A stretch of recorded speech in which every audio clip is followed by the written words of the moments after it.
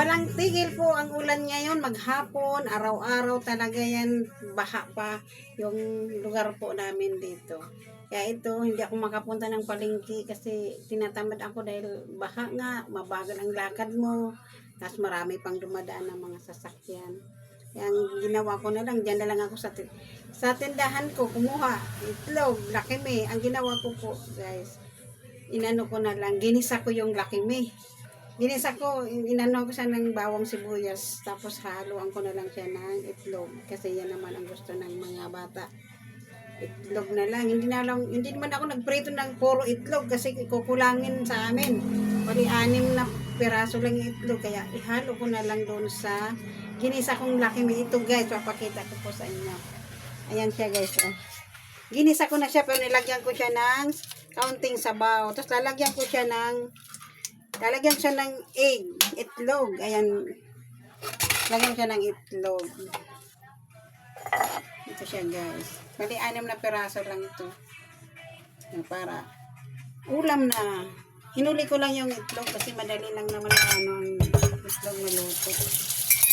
Pero yung laki ni, naluwag ko ng mga 2 piraso. 2 pirasong ang tawag nito, udong. Para makadagdag. Masarap naman yun. Hello guys. Malamig ngayon. Kaya dyan ang ulan.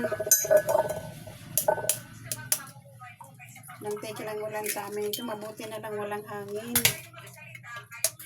Puro tulo yung bahay ko. Puro kami sahod. Magdamag ang ulan talaga. Siguro kahit naman saan talaga ngayon. Baha. Maliban lang yung matataas na lugar yan. Talagang yun. Magandang nila. Hindi na binabaha. Kasi dito sa amin, hindi na baha eh. Wala kang madadaanan na walang tubig. Kung halimbawa lalabas ka, pupunta ka ng palengke. Wala kang madadaanan dito na na walang tubig. Lulusong ka talaga ng tubig. Yung baha. Kaya maghapon, magdamag. Ang lamig. Puro kami tulo sa bahay. Kasi nga hindi pa naman na tatapos yung bahay namin. Puro kami tulo. Pero ngayon medyo medyo tumigil na yung ulan. Pero mayroon pa rin siguro maghapon ng ulan. Ito kasi halo ko lang siya dito. Ay siya, halo ko lang siya dyan. Yan, diba?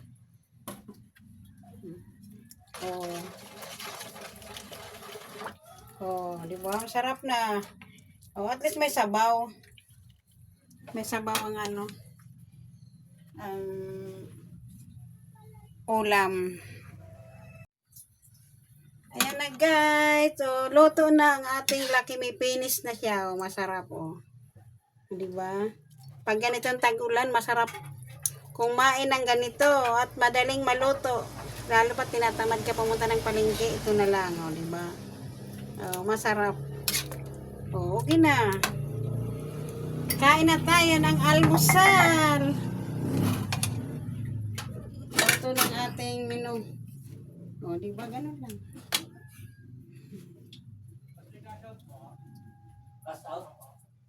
Cash out daw, meron.